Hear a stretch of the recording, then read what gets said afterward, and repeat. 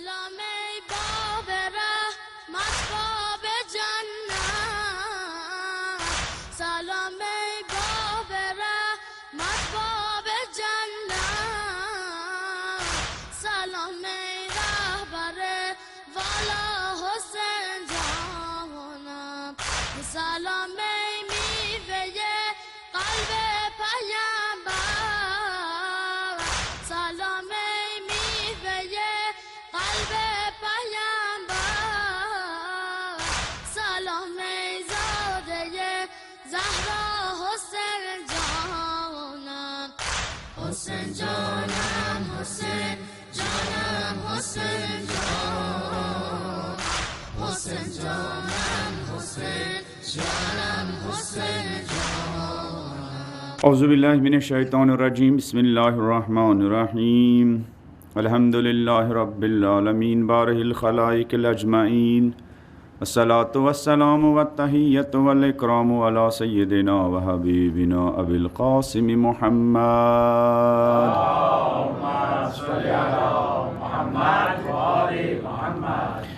الذی بعث لیتمم مکارم الاخلاق وانہ لعلی خلق عظیم وعلى أهل بيته الطيبين الطاهرين المعصومين الذين أذهب الله عنهم الرجس وطهرهم تطهيرا.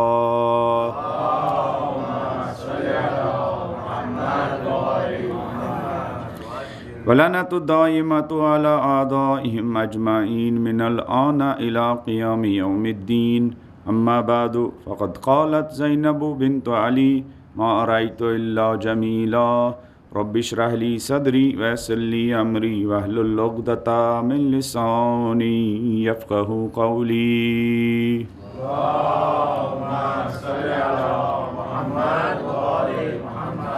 شب اربعین ہے. خداوند منان جتنے بھی اس وقت زائرین ابا عبداللہ الحسین کربلا میں ہیں، خدا ان سب کی زیارت کو قبول فرمائیں، ان سب کی دعائیں ہمارے حق میں شامل حال فرمائیں، ان کی جان مال عزت کی اور آبرو کی حفاظت فرمائیں. جن والدین نے ہمیں فرش عذاب پر آنے کے آداب سکھائے ہیں، خدا ان سب کو بھی اگر اس دنیا سے چلے گئے ہوں کروٹ جنت نصیب فرمائیں. جن علماء سے ہم نے سنا ہے اگر وہ اس دنیا سے گئے ہوں قبروں میں سو رہے ہوں، خدا ان کو بھی محمد و آل محمد کی شفاعت نصیب فرمائیں. جن شاعروں سے، مرثیہ خانوں سے، نوا خانوں سے ذکر اہل بیت میں، فضائل اہل بیت میں، مصائب اہل بیت میں کوئی کلام سنا ہے، اگر وہ بھی اس دنیا سے گئے ہوں یا ان کے مرحومین ہوں، خدا ان سب کو محمد و آل محمد کے جوار میں جگہ عنایت فرمائیں. جو مومنین مختلف طریقوں سے ان مجالس کی خدمت بجا لا رہے ہیں، خدا ان سب کے مرحومین کو بھی کروٹ جنت نصیب فرمائیں. بانیان مجالس کے مرحومین کو بھی خدا محمد و آل محمد کے ساتھ معشور فرمائیں. شہدائے اسلام، شہدائے مدافعین حرم کے درجات بلند ہے، خدا ان تمام شہداء کو کربلا کے شہیدوں کے ساتھ معشور فرمائیں. تمام مرحومین کی مغفرت کے لیے، حاضرین کے مرحومین کی بلندی درجات کے لیے ہدیہ سورہ مبارکۃ الفاتحہ. بسم اللہ الرحمن الرحیم، الحمد للہ رب العالمین، الرحمن الرحیم، مالک یوم الدین، ایاک نعبد و ایاک نستعین، اهدنا الصراط المستقیم، صراط الذین انعمت علیہم غیر المغضوب علیہم ولا الضالین. بسم اللہ الرحمن الرحیم، قل هو اللہ احد اللہ الصمد لم یلد ولم یولد ولم یکن له کفوا احد. بسم اللہ الرحمن الرحیم، قل هو اللہ احد اللہ الصمد لم یلد ولم یولد ولم یکن له کفوا احد. بسم اللہ الرحمن الرحیم، قل هو اللہ احد اللہ الصمد لم یلد ولم یولد ولم یکن له کفوا احد. اپنی صحت و سلامتی کے لیے، دین کے تمام خدمت گزاروں کی صحت و سلامتی کے لیے ایک صلوات پڑھ دیجیے.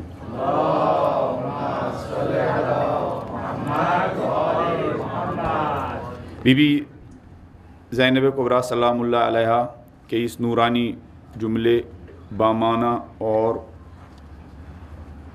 عمیق حدیث کے بارے میں ہماری گفتگو چل رہی ہے طالب علمانہ انداز میں. بی بی نے فرمایا ابن زیاد کے دربار میں، ابن زیاد کے سوال کرنے پر کیف رأیت سن اللہ بأخیک، دیکھا خدا نے تمہاری بھائی کے ساتھ کیا کیا.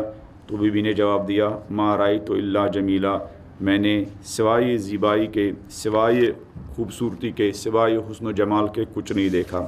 کربلا کے شہیدوں کا کردار، کربلا کے شہیدوں کی وفاداری، کربلا کے شہیدوں کا ایثار، کربلا کے شہیدوں کا جذبہ فداکاری، کربلا کے شہیدوں کی عبادت، کربلا کے شہیدوں کا اخلاص، کربلا کے شہیدوں کا ایمان، کربلا کے شہیدوں کی نمازیں، کربلا کے شہیدوں کا قرآن کی تلاوت، کربلا کے شہیدوں کا خدا کی یاد کرنے کا انداز، سب کچھ زیبا تھا، سب کچھ خوبصورت تھا، سب کچھ حسین تھا، اس لیے کہ یہ نارمل حالات میں جو انہوں نے کارنامہ انجام دیا، یہ نارمل حالات میں انجام نہیں دیا گیا، بلکہ اس حالت میں کہ بھوک ہے، پیاس ہے، سختی ہے، وطن سے دور ہے، موت بالکل سامنے ہے، اور ان عظیم انسانوں نے اس طرح دین، بقول شہید مرزا مطہری کے کچھ لوگ اپنے قلم سے قرآن کی تفسیر لکھتے ہیں، اور حسین کے ساتھیوں نے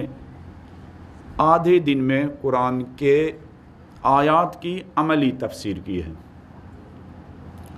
ایک مرتبہ آدمی قلم اٹھاتا ہے اور قرآن کے آیات کی وضاحت کرتا ہے، کربلا کے شہیدوں نے عمل سے بتایا ایمان کس چیز کا نام ہے، خوف خدا کس چیز کا نام ہے، اخلاص کس چیز کا نام ہے، اخلاق کس چیز کا نام ہے، ایثار کس چیز کا نام ہے، فداکاری کس چیز کا نام ہے، جذب شہادت کس چیز کا نام ہے، امام کی نصرت کس چیز کا نام ہے، امام کے ساتھ وفاداری کس چیز کا نام ہے۔ چونکہ کل ہم نے نصرت کے بارے میں گفتگو کی، ہو سکتا ایک سوال ہمارے نوجوانوں کے ذہن میں آئے کہ اگر ہم بھی چاہیں اپنے دور میں، اپنے محلے میں، اپنے انسٹیٹیوشن میں، اپنی سوسائٹی میں امام کی نصرت کریں تو ہم کیسے نصرت کر سکتے ہیں؟ امام علی نہج البلاغہ میں بلند آواز میں علی کی شان میں ایک صلوات پڑھ دیجئے۔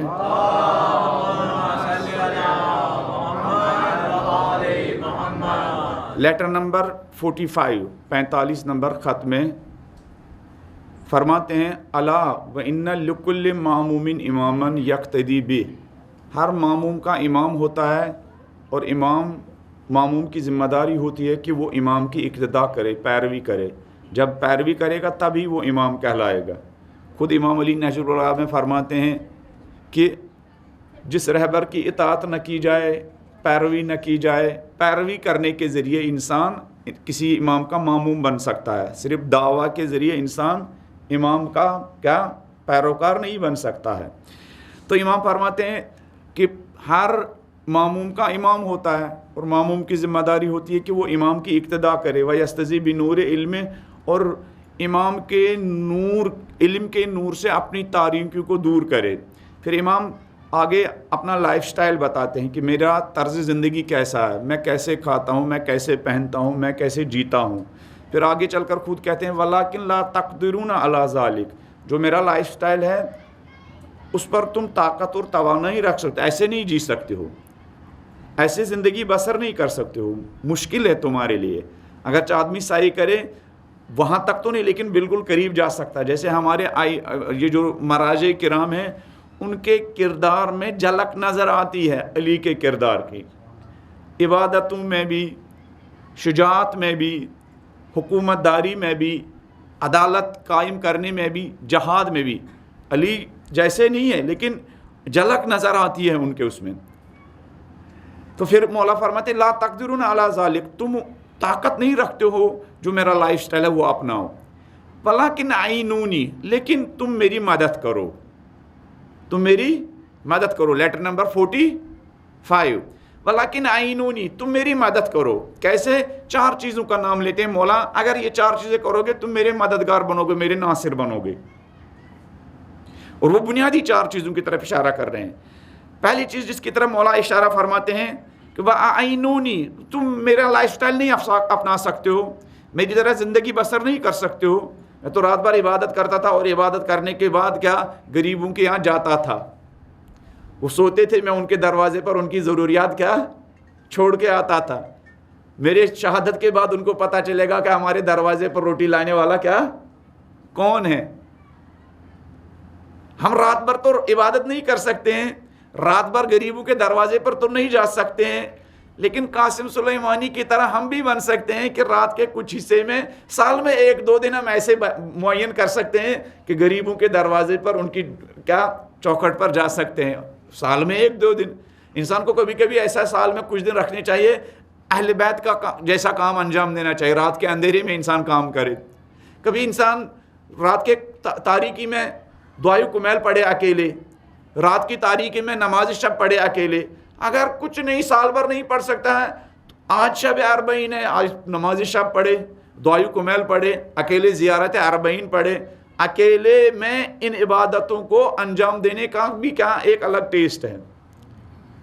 غور و فکر کرے یہ زیارت اربعین کا پیغام کیا ہے، یا اعمال صرف ثواب حاصل کرنے کے لیے ہے یا نہیں۔ ان اعمال کے اندر اہل بیت نے اسی ٹیکسٹ کے ذریعے ہمارے طرف ایک میسیج فارورڈ کیا ہے۔ مثلا زیارت اربعینی میں ہے کہ وہ جملہ کہ وَبَذَلَ مَوْجُوْ فِيكَ لِيَسْتَنْقِذَ عِبَادَكَ مِنَ الْجَهَالَةِ وَحِيَرَةِ ضَلَالَةِ کہ ابا عبداللہ الحسین نے یہ قربانی دی کس لیے؟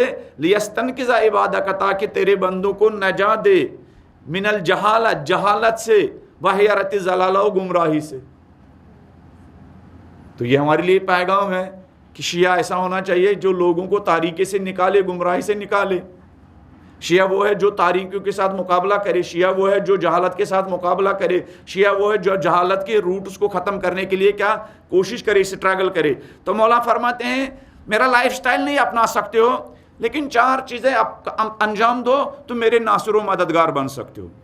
4 چیزیں اپنی زندگی میں اپناؤ، انفرادی زندگی میں بھی اور اجتماعی زندگی میں، انڈیویجول لائف میں بھی اور سوشل لائف میں بھی۔ وہ 4 چیزیں کیا ہیں؟ فرماتے ہیں وَأَعِينُونِي بِوَرَائِن، ورا کے ذریعے میری مدد کرو، ورا کے ذریعے میری مدد۔ ورا کیا ہے؟ تقوی کا بالا ترین مرتبہ ورا ہے۔ علماء ورا کے بارے میں کہتے ہیں کہ ورا یعنی انسان ان چیزوں سے دوری اختیار کرے جن میں انسان کو شک ہو، شبہ ہو، پتہ نہیں حلال ہے یا حرام، انسان کے لیے کلیئر نہیں ہے، پرہیزی کرے۔ پتہ نہیں پاک ہے یا ناپاک، بہتر ہے کہ انسان کیا پرہیزی کرے، بہتر ہے کہ ان سے کیا پرہیز کرے۔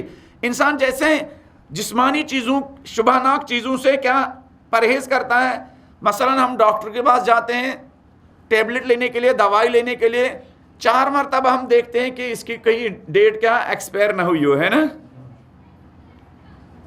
پھر جب ہم گھر لے جاتے ہیں تو گھر میں بچے بھی دیکھتے ہیں، گھر میں بیوی بھی دیکھتی ہے، گھر میں ماں بھی دیکھتی ہے کہ کہیں ہم نے کوئی ایسی دوا نہ لی ہو، یا اگر کسی دکان کے بارے میں ہمیں پتہ چلا یہ دوائی جو دیتا ہے ہاں یہ کوالٹی کا نہیں دیتا ہے، تو پھر ہمیں وسواس ہونے لگتا ہے، نہ جانے میں نے اس کی وہ دوا کھائی وہ کہیں ٹھیک کوالٹی کی نہ رہی ہو۔ پھر اس کے دروازے سے ہم نہیں جانتے، اس لیے کہ ہم اپنے جسم کے بارے میں کیا بہت خیال رکھتے ہیں، جسم کا کیئر کرتے ہیں۔ تو ورا یعنی انسان جس طرح جسمانی چیزوں کے بارے میں، شبہ ناک چیزوں کے بارے میں انسان کیا خیال رکھتا ہے، توجہ کرتا ہے، ان چیزوں کے بارے میں جس کی وجہ سے انسان کا دین و اخلاق و مذہب و ان خطرے میں پڑ جائیں، ان چیزوں سے بھی پرہیز کرے۔ جسمانی چیزوں کے بارے میں اگر انسان کوتاہی کرے تو انسان کے جسم کو خطرہ پڑ سکتا ہے۔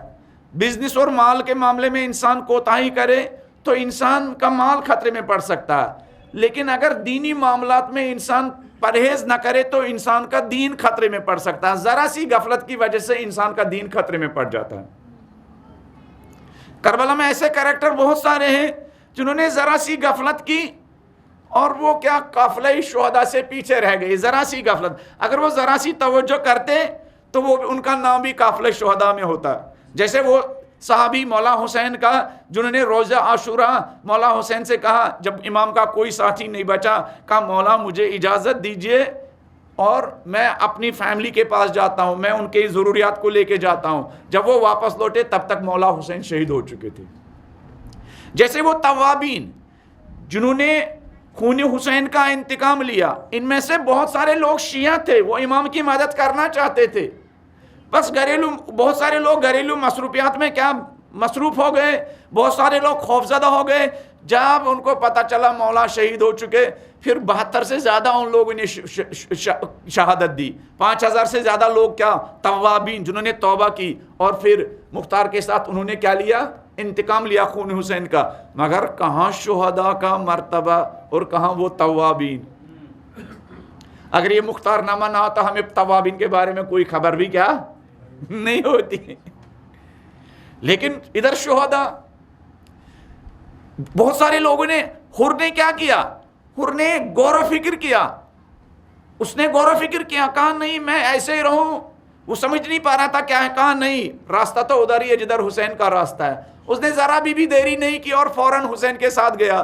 اب کوئی بھی اس وقت جہاں مولا حسین کے حرم میں بھیڑ ہوگی، غازی عباس کے حرم میں بھیڑ ہوگی، حضرت حر کے حرم میں بھی کیا کافی کیا بھیڑ ہوگی. سارے لوگ جاتے ہیں. آپ بھی گئے ہوں گے. لمحوں نے خطا کی ہے، صدیوں نے، لمحوں نے خطا کی ہے، صدیوں نے سزا پائی. لمحوں میں انسان غلطی کرتا ہے، پھر صدیاں سزا پاتا ہے. لیکن اس کا الٹا بھی ہے. لمحوں میں انسان توجہ کرتا ہے، لمحوں میں انسان کیا اپنا کیئر کرتا ہے، اور صدیاں اس کو کیا زمانہ سلام بھیجتا ہے نا. اس کا الٹا بھی ہے. کچھ لمحات گولڈن لمحات ہوتے ہیں. لمحوں میں انسان غلطیاں بھی کرتا ہے، اور لمحوں میں انسان کیا اپنی تقدیر بھی کیا بدل دیتا ہے. حر کی طرح کیا تقدیر بدل دیتا ہے، زہر کی طرح تقدیر بدل دیتا ہے، وہب قلبی کی طرح کیا تقدیر بدل دیتا ہے، وہب قلبی کی طرح تقدیر بدل دیتا ہے. لہذا مولا فرماتے ہیں میری مدد کرو ورا کے ذریعے. آدمی کرتا ہی ورا. اگر ہم نے رات کو کھانا کھایا اور پھر وہ بچا، صبح فریج سے ہماری شریک حیات نے، بہن نے، ماں نے نکالا اور گرم کیا، تھوڑا سا ہمیں اندازہ ہوا اس کی بو کیا ہے، اس کی اسمائل کیا ہے، تھوڑی سی بدل چکی ہے، تو ہم وہی شور مچاتے ہیں، نہیں کھائیں گے. کیوں بھائی؟ کورونا کا زمانہ میں بیمار ہو جاؤں گا، کون پھر ہاسپٹل جائے گا؟ یہ کیا ہے؟ یہ اپنی جسم کے بارے میں انسان اپنا خیال رکھتا ہے. اسی طرح زندگی میں بہت سارے چیزیں ہیں، کچھ معاملات ہیں، کچھ بزنس ہے، کچھ کام ہے جو شبہ نہ کام ہوتے ہیں. وہاں انسان کو کیا، انسان کی ذمہ داری کیا ہے؟ انسان کی ذمہ داری وہاں یہ بنتی ہے چھوڑے. کہیں ایسا نہ ہو کہ میں اسی وجہ سے اپنی کیا ہلاکت کا سامان کروں. وَأَعِينُونِ بِوَرَئِن، مولا فرماتے ورا کے ذریعے، شبہ ناک چیزوں سے پرہیز کرنے کے ذریعے انسان کیا میری مدد کرے. پھر دوسری چیز اس کے بارے میں مولا فرماتے ہیں وَاجْتِہَادٍ، ورا اور پرہیزگاری کے ذریعے میری مدد کرو. وَاجْتِہَادٍ، اجتہاد کے ذریعے میری مدد کرو.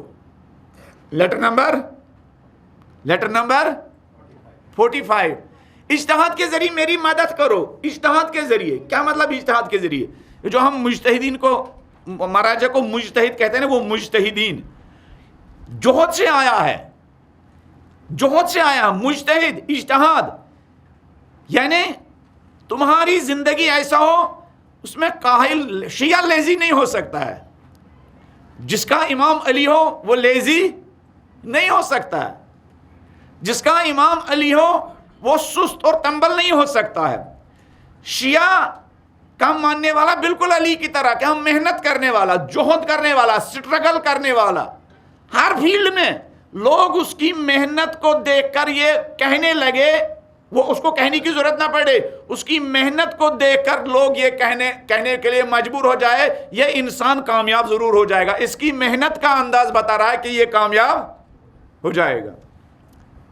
اس کی سٹرگل کا انداز بتا رہا ہے یہ کامیاب ہو جائے گا. اس کی جدوجہد کا انداز، اس کی کوشش اور تلاش کا انداز یہ بتا رہا ہے یہ کامیاب ہو جائے گا، یہ چھا جائے گا، یہ غالب آ جائے گا، یہ ٹاپ کرے گا. کچھ لوگوں کو دیکھ کر ہی لوگ فیصلہ کرتے ہیں کہ بھائی کیا یہ شکست کھا جائے گا.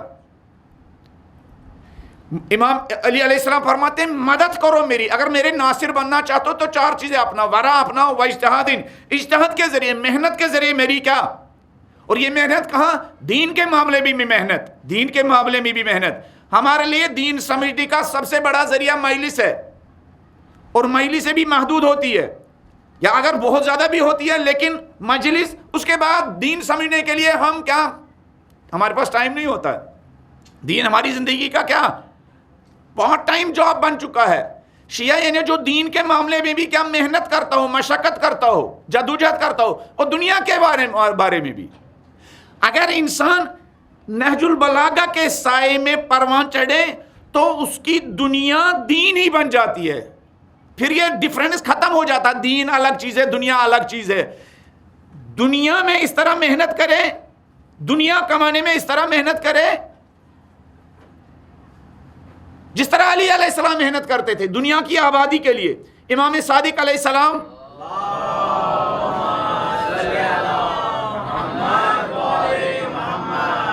امام صادق علیہ السلام کی خدمت میں ایک صحابی کی, ایک شیعہ کی شکایت کی گئی, ایک شیعہ کی شکایت کی گئی.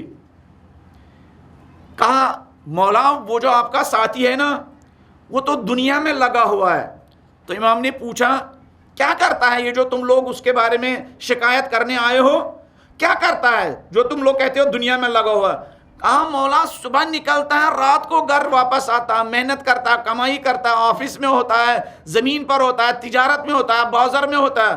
تو مولا نے کہا یہ تو جو انسان صبح گھر سے نکلے تاکہ اپنی عزت مندانہ زندگی کے لیے, اپنی فیملی کو فیسلٹی دینے کے لیے, وہ دنیا میں نہیں وہ دین میں مصروف ہوتا ہے. رزق حلال کمانا کیا ہے؟ دنیاوی کام نہیں ہے. رزق حلال کے لیے نکلنا, امام فرماتے تم لوگ جس کو کہتے ہیں وہ دنیا میں مصروف ہے, اپنی فیملی کے لیے جدوجہد کرتا ہے, وہ دنیا میں نہیں, وہ تو عزت کے لیے نکلتا ہے, وہ تو دینی کام میں مصروف ہے, وہ تو عبادت کر رہا ہے. جیسے کہ حدیث میں بھی ہے کہ امام جعفر صادق علیہ السلام کی ایک اور حدیث ہے,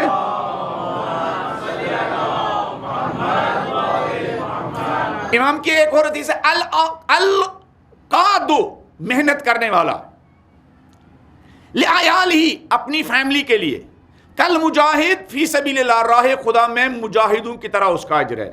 پیغمبر نے ایک مرتبہ ایک جنگ سے واپس آ رہے تھے, مجاہد آگے پیچھے تھے. پیغمبر ادھر کھیت سے ایک باہر آ رہا تھا ایک جوان, طاقتور جوان. تو پیغمبر کے ساتھ جو طاقتور جوان تھے انہوں نے حسرت کی نگاہ سے اس جوان کی طرف دیکھا, کاش یہ جوان بھی ہمارے ساتھ کیا پیغمبر کی رکاب میں جہاد کرنے کے لیے آیا ہوتا. لیکن یہ جوانی کہاں بتا رہا ہے؟ کھیت میں.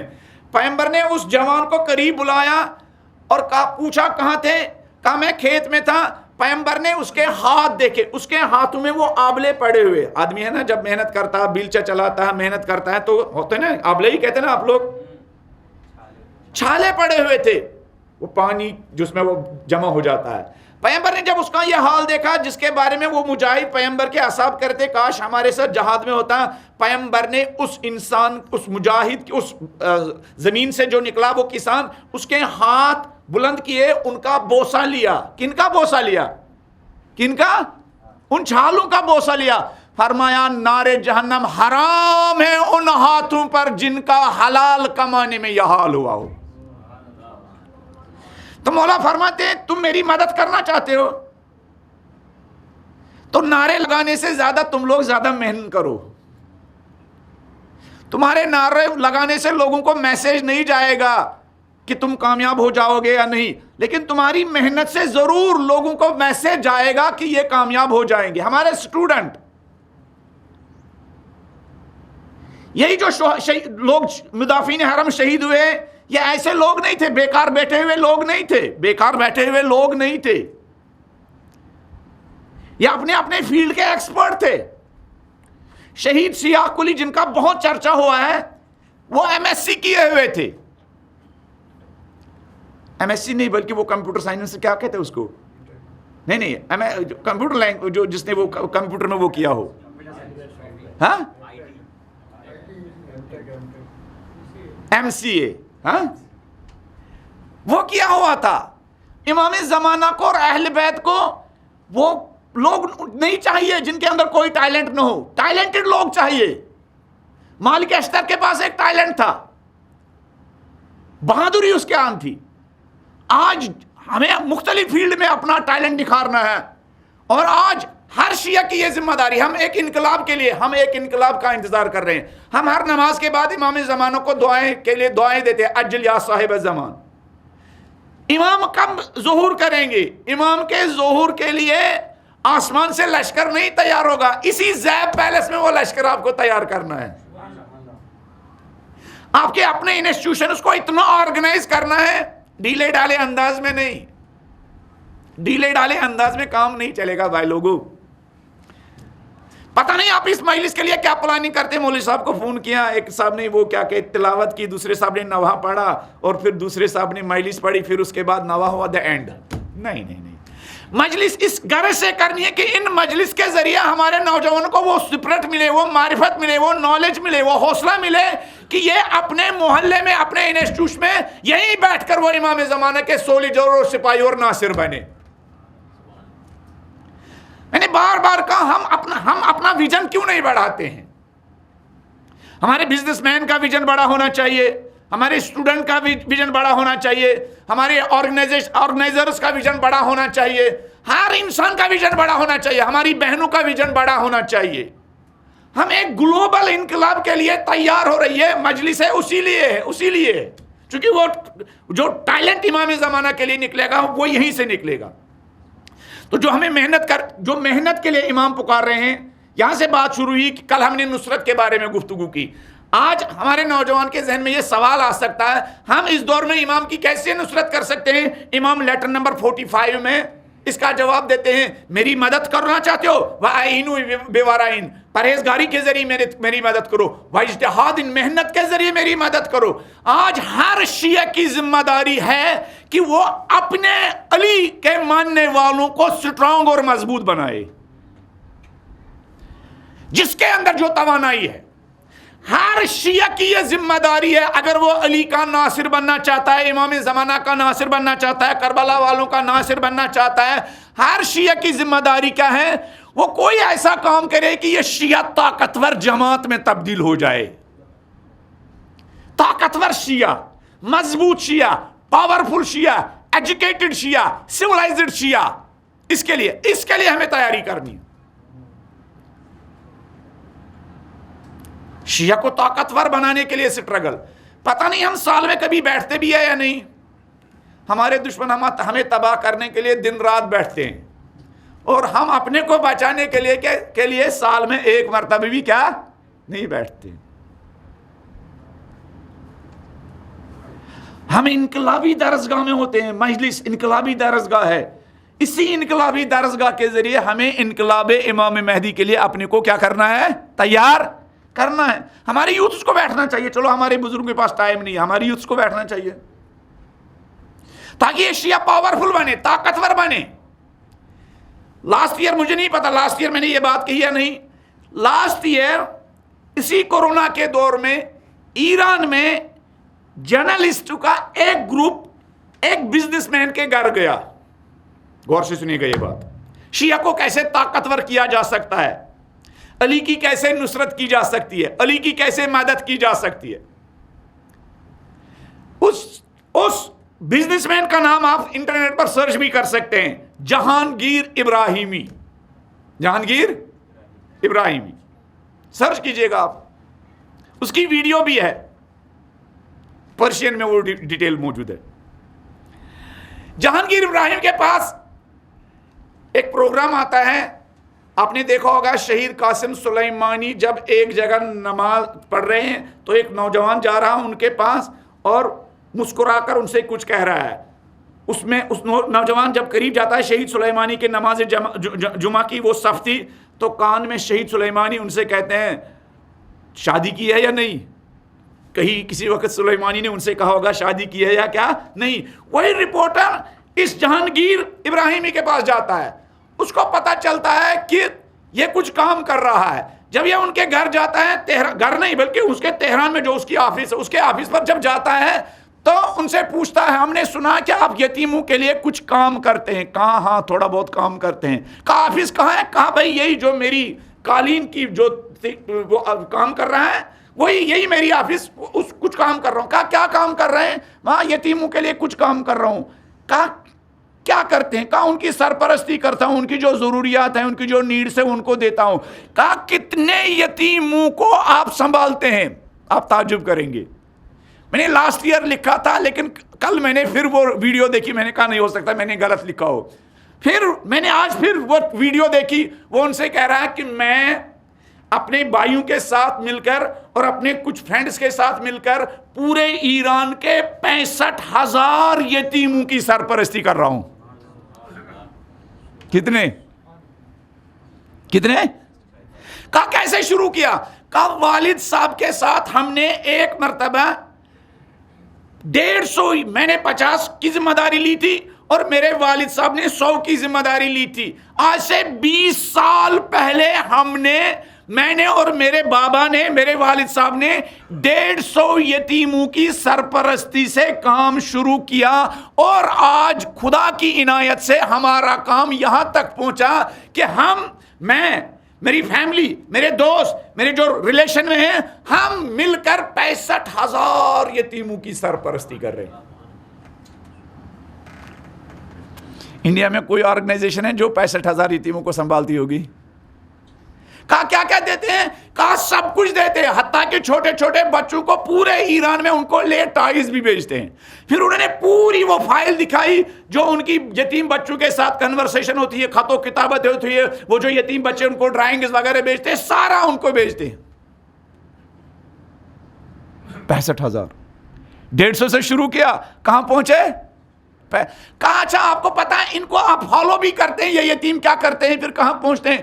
کہاں ان 65,000 میں ابھی تک جو ہم نے 20 سال میں یتیموں کی سرپرستی کی، کتنے لوگ ہیں جو پارلیمنٹ تک پہنچے؟ کہاں تک؟ کتنے لوگ ہیں جو ڈاکٹروں اور مختلف فیلڈ میں جا چکے ہیں؟ کتنے لوگ ہیں جنہوں نے انٹرنیشنل سطح پر جو مختلف کھیل کے مقابلے میں ہوتے ہیں، ان کھیل کے مقابلے میں انہوں نے نام کمایا ہے؟ اور کتنے لوگ ہیں جن کے سر پر کیا حوض علم قم و مشہد میں کیا جنہوں نے امامہ بھی رکھا ہوا، عالم بھی بنے ہوئے. تو مولا فرماتے ہیں میری مدد کرنا چاہتے ہو تم اجتہاد کے ذریعے میری مدد کرو، محنت کے ذریعے مدد کرو. جب انسان خلوص کے ساتھ ایک چھوٹا کام ہاتھ میں لیتا ہے، پھر اہل بیت اس میں اتنی برکت عنایت کرتے ہیں کہ ایک انسان ایک بڑی بڑی آرگنائزیشن کے مقابلے میں کیا اکیلے 65,000 لوگوں کو سنبھالتا ہے. 65,000. شیعہ کی ذمہ داری یہی ہے، ہم سب کی ذمہ داری ہے. جس کے پاس جو ٹیلنٹ ہے، شیعہ کو مضبوط کرنے ہم سب کی ذمہ داری ہے. شیعہ کو پاورفل بنانا ہم سب کی ذمہ داری ہے. شیعہ کو مضبوط کرنا ہم سب کی ذمہ داری ہے. کس شیعہ کو؟ جو صرف ہماری مجلس میں آتا ہے وہ نہیں، جو ہماری مجلس میں نہیں بھی آتا ہے لیکن علی ولی اللہ پڑھتا ہے، اس کی بھی ہماری ذمہ داری ہے. ہم یہاں بھی وہ لمیٹڈ ہو جاتے ہیں، لمیٹیشنز آتی ہیں نا، ارے وہ ہماری فکر کا نہیں، ہماری مجلس میں نہیں آتا. ٹھیک ہے وہ آپ کی مجلس میں نہیں آتا ہے لیکن وہ آپ کے امام کو مانتا ہے. اہم یہ نہیں کہ ہمیں مانے، اہم یہ نہیں کہ ہماری تنظیم کو مانے، اہم یہ نہیں کہ ہماری آرگنائزیشن، ہماری نماز جمعہ کو مانے، اہم یہ نہیں کہ ہمارے مولوی صاحب کو مانے، اہم یہ کہ ہماری کیا آرگنائزیشن کو مانے، اہم یہ کہ کس کو مانے؟ کس کو مانے؟ امام کو مانے. جو امام کو مانے وہ ہمارا ہے، ہمیں مانے یا نہ مانے، اس لیے کہ ہمارا ماننا اصولی دین میں کیا شامل؟ ہمارا ماننا اصول دین میں ہے. ہمیں نہ ماننے سے کوئی دین سے خارج نہیں ہوتا ہے. ہماری مخالفت کرنے سے کوئی دین سے خارج نہیں ہوتا ہے. ہمیں نہ ماننے سے کوئی انسان کیا علی کے راستے سے وہ ہم ہو سکتا ہے ہم سے کوئی دور ہو ہماری غلطیوں کی وجہ سے. نہیں معلوم کل میں نے کہا یا نہیں، شہید سلیمانی جب اپنے آبائی گاؤں میں لوگوں کی مدد کے لیے امام بارگاہ میں بیٹھتے تھے، ان سے آزاد کو 2 گھنٹے کے لیے ایام اعظم میں 2 گھنٹے پہلے بیٹھتے تھے. سہراب سلیمانی ان کے بھائی کہتے ہیں کہ ہم ان کے کان میں کہتے تھے سردار یہی ہے جس نے لاسٹ ٹائم جو ریبر کے خلاف پروٹیسٹ ہوئے تھے یہ آگے تھا، یہی ہے جب انقلاب کے خلاف پروٹیسٹ نکلے تھے یہ آگے تھا. تو کہتے تھے سردار غصے کی طرف ہماری طرف دیکھتے تھے. تو کیا ہوا؟ اس نے لاسٹ ایئر پروٹیسٹ میں شرکت کی تھی انقلاب کے خلاف، رہبر کے خلاف. تو کیا ہوا اس کے پھر یہ ہماری ذمہ داری نہیں بنتی ہم اس کی مدد کریں؟ ہو سکتا ہماری کوتاہیوں کی وجہ سے یہ مجبور ہوا ہو کیا سڑک پر آیا ہو انقلاب کے خلاف پروٹیسٹ کرنے کے لیے. سمجھ میری بات؟ تو امام فرماتے ہیں میری مدد کرو، میرے ناصر بننا چاہتے ہو نا تو اجتہاد، کوشش، تلاش. شیعہ کا علی کا ماننے والا لیزی نہیں ہو سکتا ہے،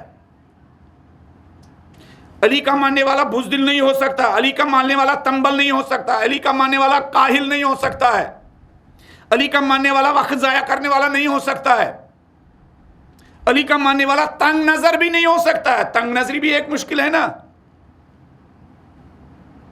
علی کا ماننے والا جس کو اپنے کو پاورفل بنانے کی کا وہ ہو. دیکھیں ایک چیز جس کی ہمارے یہاں کمی ہے، ہمارے یعنی ہم شیعوں میں جو کمی ہے، ہماری آرگنائزیشن میں جو کمی ہے، بلڈنگ بڑی ہونی چاہیے، اس میں کوئی شک نہیں ہے، لیکن بلڈنگ بڑی بلڈنگ سے زیادہ امپورٹنٹ یہ ہے کہ انسان کے گولز بڑے ہونے چاہیے. کیا ہونے چاہیے؟ میں نے کشمیر میں کہا کتنی تو آرگنائزیشن جن کے بڑے کیا بلڈنگیں ہیں، لیکن ان بلڈنگوں میں رہنے والے جو آرگنائزر ہیں بڑے چھوٹے ہیں. جب ان کے پاس کسی یتیم کی، غریب کی، اسٹوڈنٹ کی، محتاج شیعہ کی درخواست آتی ہے، پہلے یہ دیکھتے یہ ہمیں مانتے ہیں یا نہیں مانتے ہیں، ہماری مجلسوں میں آتے ہیں یا نہیں آتے ہیں، ہماری کانفرنس میں شرکت کرتے ہیں یا نہیں، ہمارے مولوی صاحب کو مانتے ہیں یا نہیں، کہیں ہمارے مولوی صاحب کی گاڑی کا پنچر تو نہیں کیا، ہمارے کشمیری میں پنچر بھی کیا نہیں. اگر ایسا ہے نا تو پھر اس کو رکھ دو، یہ محتاج نہیں ہے. اہم یہ ہے کہ علی کے ماننے والے کے اہداف بڑے ہوں، گولز بڑے ہوں، فکر بڑی ہو. اور پھر جب بڑے بلڈنگ میں بڑے فکر ہونا پھر انقلاب آ جاتا ہے. بڑے فکر رکھنے والے، بڑے گولز جس کے پاس ہو، بڑی تمنائیں جس کے پاس ہو، بڑی آرزویں جس کے پاس ہو، اگر اس کے پاس بڑی بلڈنگ نہ بھی ہو وہ کام سے کیا پیچھے نہیں ہٹتا. دل بڑا ہونا چاہیے، اہداف بڑے ہونے چاہیے، گولز بڑے ہونے چاہیے، تمنائیں بڑی ہونی چاہیے، آرزوئی بڑی ہونی چاہیے. آرزو ہونی چاہیے کہ جو بھی اس سمندر کے بیچ میں، سمندر کے کنارے علی کا نام لیتا ہے، وہ ہمیں مانتا ہو یا نہ مانتا ہو، اس کے درد کا دوا ہمیں کرنا ہے. جو بھی اس سمندر کے کنارے جو بھی علی کا نام لیتا ہے، حسین کا نام لے کر کیا سینے پر ہاتھ مارتا ہے، اس کے بچوں کی ذمہ داری ہماری، اس کے بچوں کی ایجوکیشن کی ذمہ داری ہماری، اس کے بچوں کی کیا کیریئر کی ذمہ داری ہماری، اس کے بچوں کا کیریکٹر کی ذمہ داری ہماری. ایسے ہی لوگ انقلاب امام مہدی کے لیے کچھ کر رہے ہیں. تو مولا فرماتے اجتہاد، محنت، مشقت، سٹرگل کس لیے؟ اپنے کو پاورفل بنانے کے لیے. ہمیں شیعہ کو کس لیے اپنے آپ کو پاورفل بنانا ہے؟ تاکہ میں اپنے علی کے ماننے والوں کو پاورفل بنا سکوں، تاکہ میں علی کے ماننے والوں کو کیا طاقتور بنا سکوں، تاکہ میں علی کے ماننے والوں کو کیا ان کو کیا مضبوط بنا سکوں. اجتہاد کے ذریعے. بلند آواز میں ایک صلوات پڑھ دیجئے.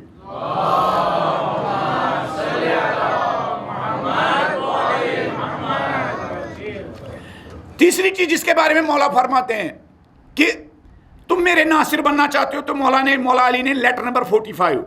ایک چیز میں ان نوجوانوں سے کہتا ہوں، نماز جمعہ اپنی جگہ، مجلس اپنی جگہ. آپ لوگوں کو مولوی صاحب کے پاس جانا چاہیے سنڈے میں. آپ کو اگر آپ چاہتے ہیں کہ آپ کی تمنائیں بڑے ہوں، اگر ہمارے ینگسٹر چاہتے ہیں ان کے گولز بڑے ہوں، اگر ہمارے نوجوان چاہتے ہیں کہ ان کے اہداف بڑے ہوں، اگر ہمارے نوجوان چاہتے ہیں ان کے دل بڑے بنے، تو کوئی چارہ نہیں ہے کہ آپ بڑے اہداف اور گولز رکھنے والے علی کی کتاب نہج البلاغہ کے سامنے کیا زانو ادب کیا طے کرے.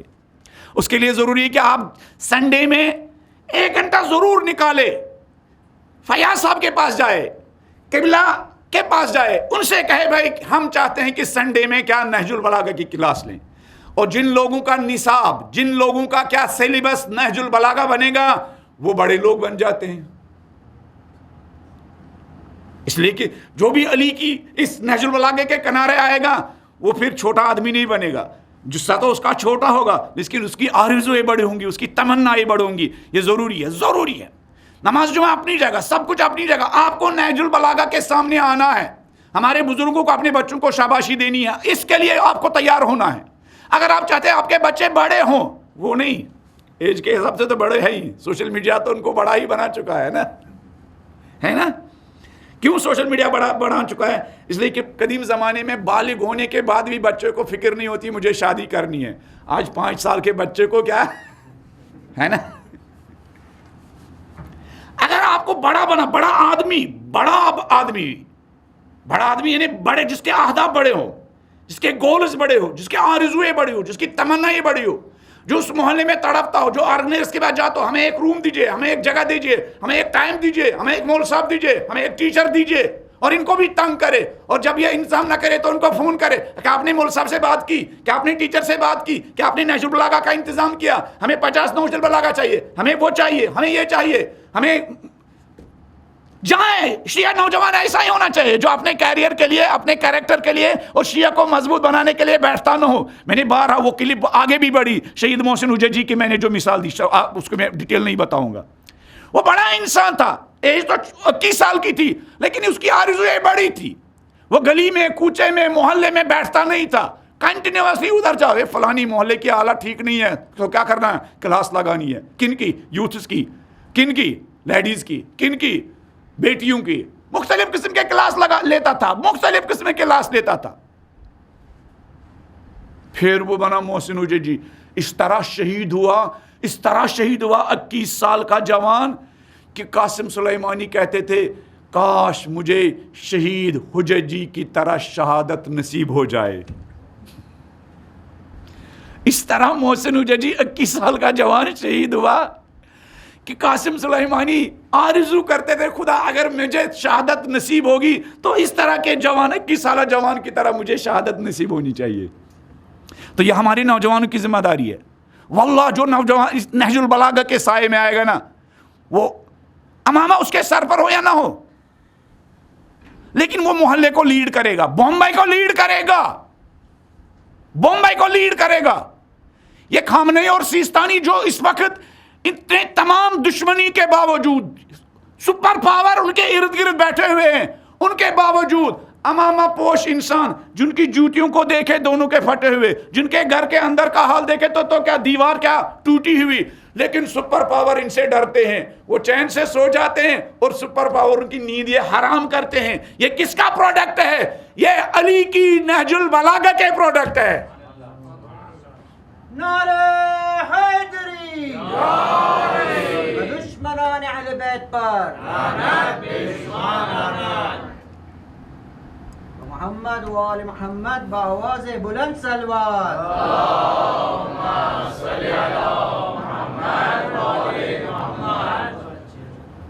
تیسری چیز مولا فرماتے ہیں وَأَعِینُونِی, میری مدد کرو, میرے ناصر بنو, میرے مددگار بنو, میرے سپورٹر بنو. کس لیے؟ کیسے مولا بنیں گے؟ بِوَرَائِن, وارا کے ذریعے, وَاجْتِہَادٍ, اجتہاد کے ذریعے, محنت کے ذریعے. مولا راستے میں جا رہے تھے, گھوڑے پر اونٹ پر کچھ لے کے جا رہے تھے, کوئی بوری تھی. لوگوں نے پوچھا مولا کیا ہے, یہ کیا لے کے جا رہے ہیں؟ کہا, مولا نے کہا, محنت کرنے والا امام, کہا 1,00,000 خرمے کے درخت لے کے جا رہا ہوں. اس میں کیا تھا؟ وہ بیج تھا. مولا نے کہا کیا؟ 1,00,000 خرمے کے درخت لے کے جا رہا ہوں. راوی کہتا ہے امام نے وہ جب درخت لگائے 1 سال کے بعد جب انہوں نے پھل دینا شروع کیا, جب ان کی وہ ٹہنیاں نکلنی شروع ہو گئی تو مولا نے کمبر سے کہا کمبر پین اور کاغذ لاؤ. محنت کرنے والا امام جو اس بیج کو دیکھ رہا ہے کہ 1 سال کے بعد 2 سال کے بعد 3 سال کے بعد کیا 1,00,000 درخت بن جائیں گے, 1,00,000 درخت بن جائیں گے. کوئی ہمیں کام ہمیں ایسے کرنا ہے نا جو 3 سال کے بعد کیا درخت پھل دینے لگے. آپ نہج البلاغہ کی کلاس لگائیں گے نا یہاں, 3 سال کے بعد وہ پھل دینا شروع کر دے گی. 3 سال کے بعد پھل دینا شروع کر دے گی. 2 سال کے بعد وہ پھل دینا شروع کر دے گی. کہاں؟ کمبر پین لاؤ, کاغذ لاؤ. پھر کمبر لکھو. کیا لکھنا مولا؟ یہ 1,00,000 درخت مدینے کوفے کے تمام یتیموں کے نام واقف کر دیتا ہوں. میرے بچے اس میں سے کچھ نہیں کھائیں گے, میں اس میں سے کچھ نہیں کھاؤں گا. ہاں, حسن اور حسین ان کی دیکھ بھال کریں گے, یعنی ان کے متولی بنیں گے. اجتہاد یہ نہیں اس کا نام, جدوجہد یہ نہیں اس کا نام, سٹرگل یہ نہیں اس کا نام. پھر تیسری چیز جو مولا فرماتے ہیں وَأَعِینُونِی بِوَرَائِن وَاجْتِہَادٍ وَعِفَّةٍ, میری مدد کرو. یہ علی کا تقاضا ہے.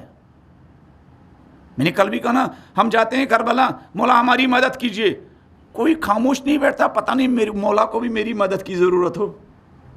ہاں, مولا کہہ رہے میری مدد کرو. وہ مدد کیا ہے؟ بِوَرَائِن وَاجْتِہَادٍ وَعِفَّةٍ, عفت کے ذریعے میری مدد کرو. یہ آج کے زمانے کا عفت, پاک دامنی. ہر زمانے میں امپورٹنس تھی اس کی, آج تو اس کی بڑی امپورٹنس, اس لیے کہ آج ورلڈ وائڈ عفت کے ساتھ جنگ ہے, پاک دامنیوں کے ساتھ جنگ ہے. پاک دامنیوں کے ساتھ جنگ ہے. ایسٹ ویسٹ متحد ہو چکے, ہالی ووڈ بالی ووڈ متحد ہو چکے. کس کے خلاف؟ انسانوں کی عفت و پاک دامنی کے خلاف. وہ کیا مسلح ہو چکے ہیں. इफ्फतों के खिलाफ जंग। इफ्फत की कीमत पर लोगों को क्या दिया जा रहा है? पैसा दिया जा रहा है इफ्फत को मिटाने के लिए, इफ्फत को खत्म करने के, इफ्फत का कॉन्सेप्ट खत्म करने के लिए। इफ्फत पाक दामनी। मौला फरमाते इफ्फत क्या है? अक्ल के जरिए, ईमान के जरिए अपनी शहवतों को कंट्रोल करना। अक्ल के जरिए सोचना कि भाई इस गुनाह की वादी में जाऊंगा तो क्या हासिल हो जाएगा। फिर जब यही इफ्फतों के खिलाफ जंग लड़ने वाले हॉस्पिटल में जाते हैं, जब इन कैंसर इनको क्या उनका दामन पकड़ लेता है ना, जब उनके बाल गिर जाते हैं ना, फिर ये बताते हैं कि भाई हाँ इस 30 साल में हमारी ज़िंदगी का कुछ नहीं, ये तो फेक ज़िंदगी थी, है ना। लोगों के यहाँ फेक अकाउंट होते हैं, ये हमारी ज़िंदगी भी क्या थी? क्या फेक ज़िंदगी थी, कुछ नहीं था, कुछ हासिल नहीं हुआ। जब उनकी लाशें फिर निकलती है ना, फिर आदमी पछताता है, फिर आदमी पछताता है। मौला फरमाते हैं शिया जवान मेरी कैसे मदद कर सकता है? इफ़्फ़त व पाक दामनी के जरिए मेरी मदद कर सकता। अपनी निगाहों को बचाने वाला मेरी मदद कर रहा है, अपने दामन को बचाने वाला मेरी मदद कर रहा है, अपने ख्यालात को बचाने वाला मेरी मदद कर रहा है। रहबरी मौज़म फरमाते हैं अगर इंसान अपनी आंख और अपने ख्यालात को न बचाए तो इंसान का नफ्स उसको निगल जाएगा, नफ्स अम्मारा निगल जाएगा। अगर इंसान अपनी आंखों को न बचाए और अपने ख्यालात को न बचाए तो ये नफ्स इंसान को निगल जाएगा, ये नफ्स इंसान को निगल जाएगा। 12 मैंने कहा कि हमारे ये मराजा किस कदर पाकीज़गी, एक तरफ वो नापाकी के सिंबल है, एक तरफ पाकीज़गी के सिंबल है। एक तरफ है बम्बई है, एक तरफ वाशिंगटन है, एक तरफ लंदन है, नापाकी के खिलाफ जंग है, एक तरफ नजफ है और कुम है, जहां पाकीज़गी के ऐसे बुलंद सितारे हैं, आसमान वाले उनकी पाकीज़गी को सलाम करते होंगे। एक तरफ नापाकी के सितार हैं, एक तरफ क्या उस इफ़्फ़त व पाक दामनी के सितार जिस पाक दामनी का अली कहते हैं इफ़्फ़त के जरिए मेरी मदद करो। बिल्कुल उसी तरह जिस तरह आयतुल्लाह बहजत क्या इफ़्फ़त के जरिए अली की मदद करते थे। जो उनके खुद आयतुल्लाह बहजत के फर्जंद का कहना है कि मेरे बाबा रोजाना 3-4 बजे अपने ऊपर कमरे से आते थे, मेरे नीचे आते थे हमारे घर चाय पीने के लिए। मैंने अब एक दिन अपनी अहलिया से पूछा बाबा आज आए थे चाय पीने के लिए? कहा आज नहीं आए थे लेकिन फौरन ऊपर चले गए। मैं ऊपर बाबा के पास गया, बाबा खैरियत तो थी, आज आप आए थे लेकिन फौरन चले गए थे। तो कहने लगे बाबा ने मुझसे कहा, आयतुल्लाह बहजत ने मुझसे कहा, ये भी असल सितार यही है, ये सितार नहीं है, ये सितार है नापाकी के और ये सितार है किसके? पाकीज़गी के। कहा बाबा ने मुझसे कहा बेटा मैं तो नीचे आया था लेकिन मैंने देखा आपके बच्चों के हाथ में जो टॉय और खिलौना थी ना वो एक लड़की की थी और उस लड़की के सर पर क्या हिजाब? स्टार है ना, स्टार है ना, स्टार है ना आयतुल्लाह बहजत। नापाकी की आम करने वाले स्टार और पाकीज़गी को आम करने वाले स्टार, नापाकी को फैलने वाले स्टार और पाकीज़गी को फैलाने वाले स्टार, नापाकी का दावत देने वाले स्टार और पाकीज़गी को क्या की दावत देने वाले स्टार। कहा मैं आया लेकिन मैंने देखा, अल्लाह अकबर। इसलिए मौला अली अलैहिस्सलाम क्यों ना होता? इसलिए कि बहजत अली का मानने वाला है, जो अली नामहरम औरत के लिबास की तरफ भी नहीं देखते थे। बहजत क्यों ना इस कार्टून के तरफ निगाह करने से परहेज न करते कि उनका इमाम अली नामहरम औरत के लिबास की तरफ भी नहीं देखते थे। तो मौला फरमाते मेरी मदद करना चाहते हो ना तो 3 चीजें अपनाओ, परहेजगारी, इज्तिहाद, मेहनत करने वाला शिया जब उसको देखे, उसकी मेहनत को देखे, मशक्कत को देखे, उसकी दुकान पर, उसकी ऑफिस पर, उसकी जो कंपनी पर बहस न हो, वो कंटिन्यूअसली लगा हुआ हो, लेकिन जहां आईनी मौके पर नमाज का टाइम आया उसने फौरन क्या मुसल्ला बिछाया, अल्लाहु अकबर। व इफ़्फ़त के जरिए, पाक दामनी के जरिए मेरी मदद करो। पाक दामन और इफ़्फ़त, माल में भी इफ़्फ़त है और जिनसी लिहाज से भी इफ़्फ़त है, ज़बान में भी इफ़्फ़त है। और चौथी चीज जो मौला फरमाते हैं, इसी के साथ बात खत्म करेंगे, मौला फरमाते हैं चौथी चीज जिसके जरिए तुम मेरी मदद कर सकते हो, یاد رہی نا آپ سب کو یہ چیزیں؟ اگر یاد بھی نہیں تو ریفرنس تو یاد رہے گا، لیٹر نمبر 45. معاف کیجیے گا، بلند آواز میں اپنی ہی صحت و سلامتی کے لیے ایک صلوات پڑھ دیجیے.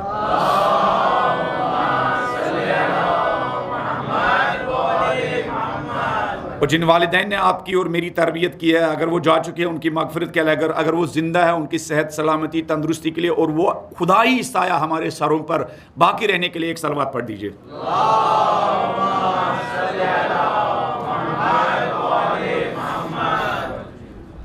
چوتھی چیز مولا فرماتے ہیں میری مدد کرو. تیسری چیز عفت فرمائی، چوتھی چیز فرماتے ہیں میری مدد کرو. وَأَعِينُونِي، میرے مددگار بنو میرا نام لینے والو. وَأَعِينُونِي، میرا سپورٹ کرو میرے نام لینے والو. وَأَعِينُونِي، میری حمایت کرو میرا نام لینے والو. وَأَعِينُونِي، میری نصرت کرو میرا نام لینے والو. بِوَرَائِن وَاجْتِہَادٍ وَعِفَّةٍ وَالسُّدَاد. سداد یعنی کام تو سب لوگ کرتے ہیں، لیکن تم لوگ جو کام کرنا وہ کوالٹی کا کام کرنا، پختہ کام. سداد یعنی پختہ کام. میری مدد کرو کیسے تمہارے کام پختہ ہو. اس بمبئی میں 1000 لوگوں کے پروڈکٹ ہو، لیکن جب ان پروڈکٹوں کی کوالٹی چیک کی جائے، جانچی جائے، تو لوگ کہیں کہ علی کے ماننے والے کا جو پروڈکٹ ہے وہ کوالٹی میں سب سے اعلیٰ اور سب سے برتر ہے. میری مدد کرو. آج چونکہ میٹیریلزم اتنا آگے بڑھ چکا ہے نا، لوگ پیسہ جلدی کمانے کے لیے کیا کس سے کمپرومائز کرتے ہیں؟ کیا سب سے پہلے کوالٹی نیچے لاتے ہیں. مارکیٹ تو بری ہوئی نا ایسے، ادھر کوئی کوالٹی کی کوئی چیز آ گئی اور ہزاروں لوگ تیار ہوتے کہ بھائی اس نے یہ ایک برانڈ بن چکا ہے، چلو اس پر اس کا لیبل چپکائیں گے، اور پھر یہی برانڈ کیا اس کا لیبل چپکا کر مارکیٹ میں بیچ دیتے ہیں. دنیا والے ایسا کر سکتے ہیں، لیکن علی والا ایسا کام نہیں کر سکتا.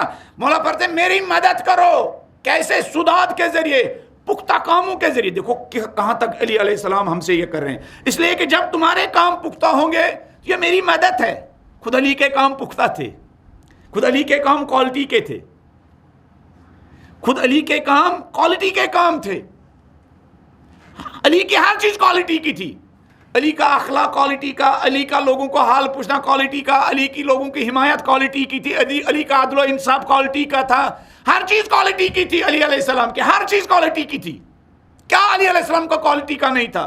لوگوں سے ملتے تھے، لوگوں کی مدد کے لیے جاتے تھے، لوگوں کی حمایت کے لیے جاتے تھے. سب چیز علی کی کوالٹی کی تھی. تو مولا فرماتے میری مدد کرنا چاہتے ہو نا، میرے ماننے والے بننا چاہتے ہو نا، تو یہ 4 چیزیں اپناؤ تو تم میرے کیا بن جاؤ گے؟ کیا مددگار بنو گے، میرے مددگار بن جاؤ گے. ہر چیز میں شیعہ اپنی کوالٹی کی وجہ سے پہچانا جائے، اس کی کوالٹی کے کام اس کی شناخت بنے. کل میں نے کہا نا، وہ شہید جب اپنا انٹروڈکشن دے رہا تھا وہ اس بات پر فخر کر رہا تھا کہ میرا امام کیا ہے؟ حسین ہے، اور یہ امام میرا کتنا بہترین امام ہے. تو ہمارے کوالٹی کے ذریعے امام ہم پر کیا فخر کرے کہ میرے ماننے والے کا کام کوالٹی کا کام ہے، میرے ماننے والے کا کام پختہ کام ہے. جیسے ان شہیدوں کا کام پختہ تھا، جیسے ان شہیدوں کا کام کتنا پختہ تھا. شہید doctor Mustafa Chamran as a teacher لبنان میں تھے، ایز اے ٹیچر.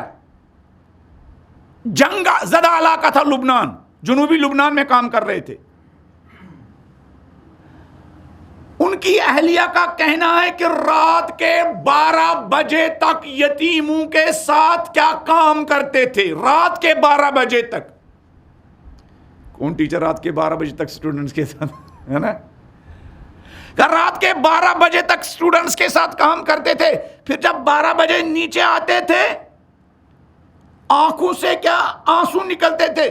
میں ان سے کہتی تھی مصطفیٰ 12 بجے رات تک تو ان کے ساتھ کام کیا ہے، پھر یہ رو کیوں رہے ہو؟ وہ کہتے تھے گادا، ان کی تربیت کا جو حق ہے وہ میں حق ادا نہیں کر پا رہا ہوں.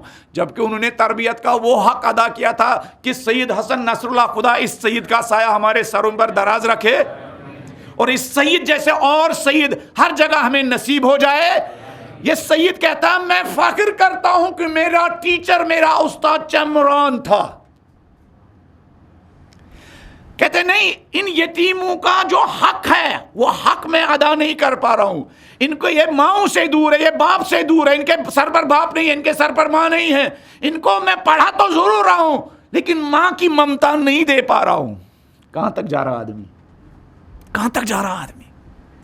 پھر ایسے ہی لوگوں کی آرزو ہمارے مرجع کرتے ہیں, ایسے ہی لوگوں کی آرزو.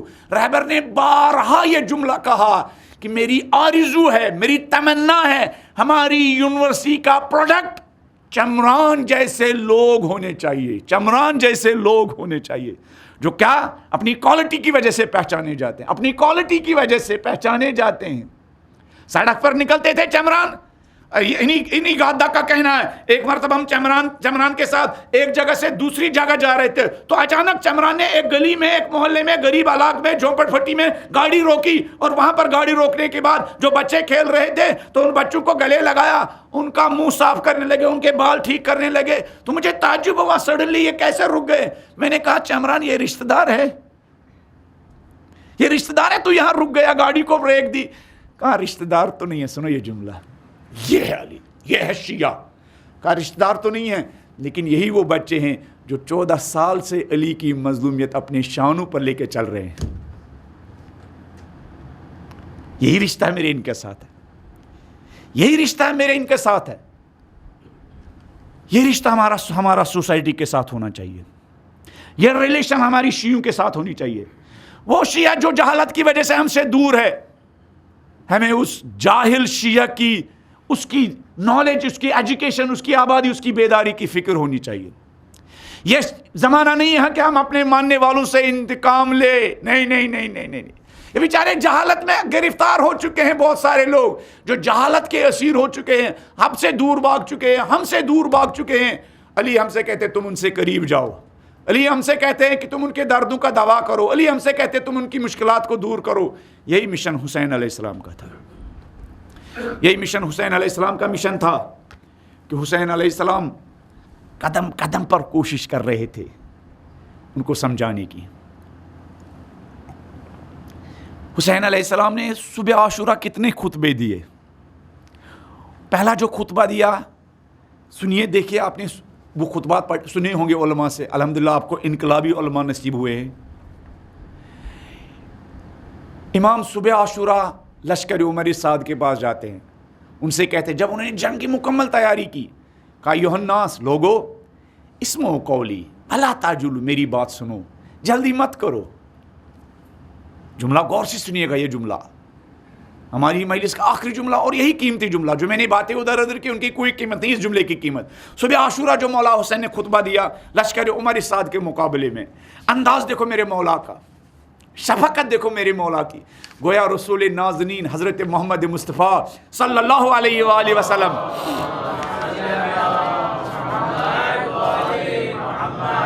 گویا یہ رسول ان کے سامنے خطبہ دے رہا ہے. ان سے کہہ رہا ہے لشکر عمر سعد سے, مولا حسین نے 2 خطبے دیے صبح عاشورہ کے دن.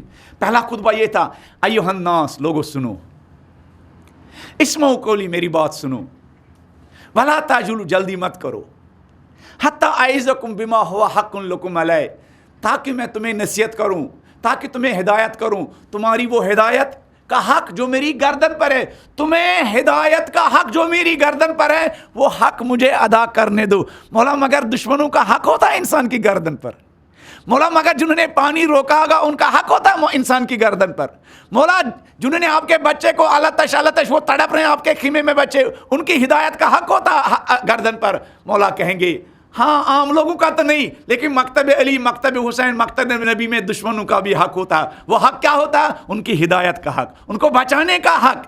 جن لوگوں نے ہمارے خلاف تیر آمادہ کیے, تلواریں آمادہ کیے, ان کی ہدایت کا حق, ان کو ڈارکنیس سے نکالنے کا حق, ان کو تاریکی سے نکالنے کا حق, ان کو گمراہی سے نکالنے کا حق ہمارا حق ہے.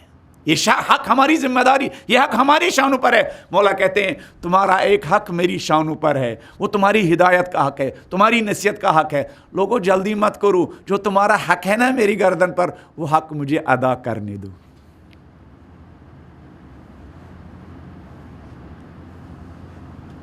حتی اعتذر الیکم من مقدمی علیکم، مولا کیوں ان کو ہدایت کرنا چاہتے تھے؟ تاکہ وہ پانی سے سیراب ہو جائے؟ نہیں، مولا اس لیے ان کو روک نہیں رہے تھے تاکہ مولا کو مہلت ملے وہ پانی سے سیراب ہو جائے۔ مولا ان کو اس لیے کیا روک رہے تھے؟ تاکہ وہ ہدایت کے جام سے سیراب ہو جائے۔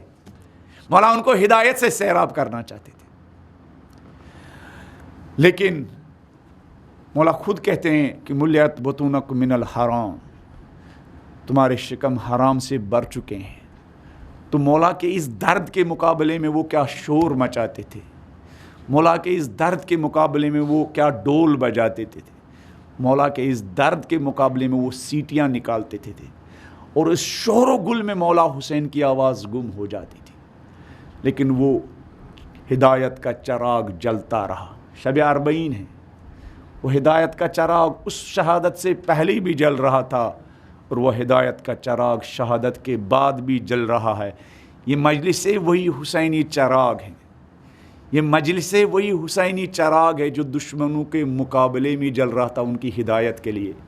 ہمارے والدین کے طفیل میں، ہمارے مرحومین کے طفیل میں، ہمارے اسلاف کے طفیل میں، ہماری ماں کی تربیت کے طفیل میں، ہمارے باپ کی تربیت کے طفیل میں یہ چراغ ہمارے پاس بھی جل رہا ہے۔ شب اربعین ہے دوستو، شب اربعین ہے جوانوں۔ حسین علیہ السلام کی شہادت کے بعد ایک نابینا انسان مدینے سے نکلا، ایک نابینا انسان۔ اس نابینا نے اپنے سہارے کے لیے ایک اور ساتھی کو ساتھ لیا تھا، اس کا نام تھا عطیہ۔ یہ نابینا کون تھا؟ حسین کا پہلا زائر۔ یہ نابینا جابر ابن عبداللہ انصاری تھے۔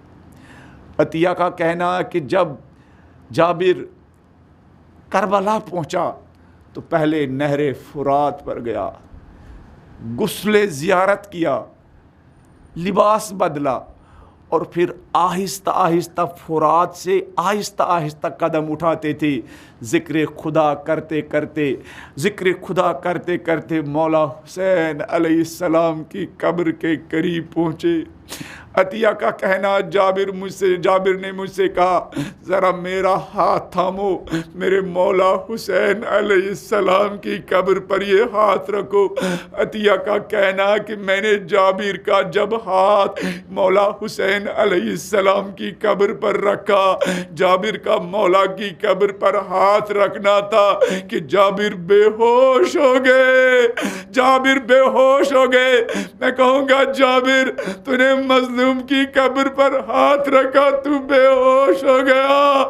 ذرا دیکھو اس علی کی بیٹی کا حال جس نے روزہ عاشوراء اپنے آنکھوں کے سامنے دیکھا، وَالشُّمْرُ جَالِسٌ عَلَى صَدْرِهِ، شمر حسین کے سینے پر سوار، کند خنجر سے حسین علیہ السلام کا گلا کاٹ رہا تھا۔ اجرکم علی اللہ۔ عطیہ کا کہنا ہے جب حسین کی قبر پر ہاتھ رکھنے کے بعد جابر بے ہوش ہو گیا، میں نے جابر کو بیدار کرنے کے لیے، ہوش میں لانے کے لیے جابر کے منہ پر، بدن پر پانی چھڑکا۔ میں کہوں گا خوش قسمت تھا جابر، میں کہوں گا خوش قسمت تھا عطیہ کہ جابر کو بیدار کرنے کے لیے، ہوش میں لانے کے لیے پانی موجود تھا۔ لیکن سید السجاد امام زین العابدین بی بی زینب جب کربلا کے اس حالت میں تھے، ان کے سامنے ایک پانی کا قطرہ بھی نہیں تھا۔ عطیہ کا کہنا ہے جب جابر ہوش میں آ گئے، جب جابر ہوش میں آئے تو اس نابینا حسین کے پہلے زائر نے بلند آواز میں کہا یا حسین، یا حسین، یا حسین۔ عطیہ کا کہنا جب کوئی آواز نہیں آ رہی تھی تو جابر نے خود کہا ارے میرے مولا حسین، تم میرا جواب کیسے دو گے؟ ارے میں نے سنا تیری گردن کی رگیں کاٹی گئی تھی، تیرا سر تن سے جدا کیا گیا تھا۔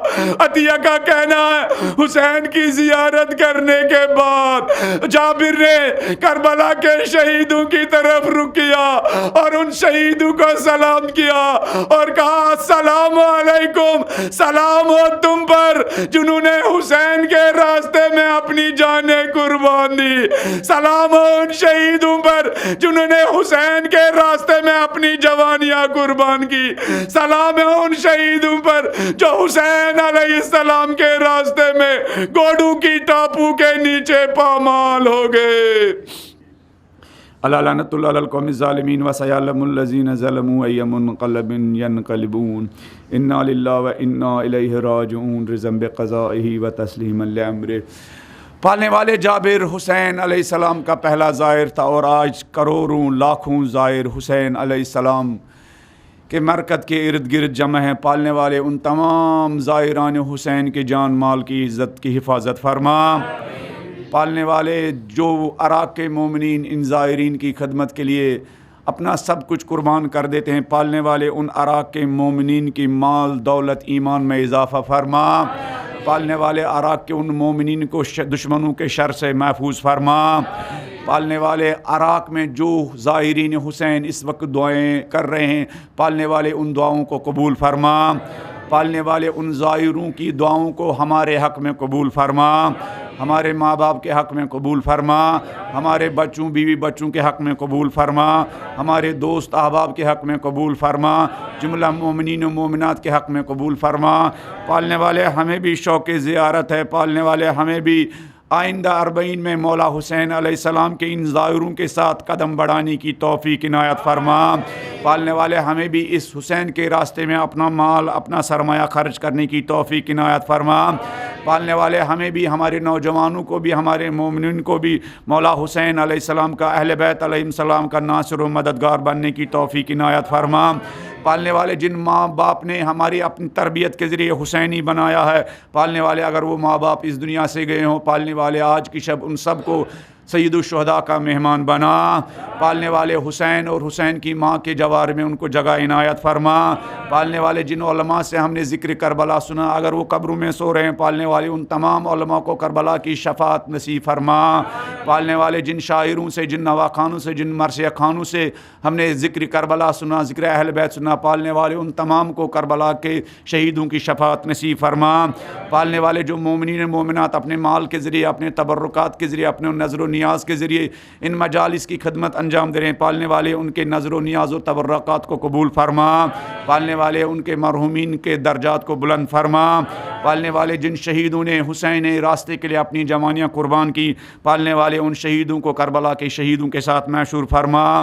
پالنے والے شہید سلیمانی، شہید ابو مہدی، شہداء مدافعین حرم کے درجات بلند ہے، پالنے والے ان تمام شہداء کو بھی کربلا کے شہیدوں کے ساتھ محشور فرما۔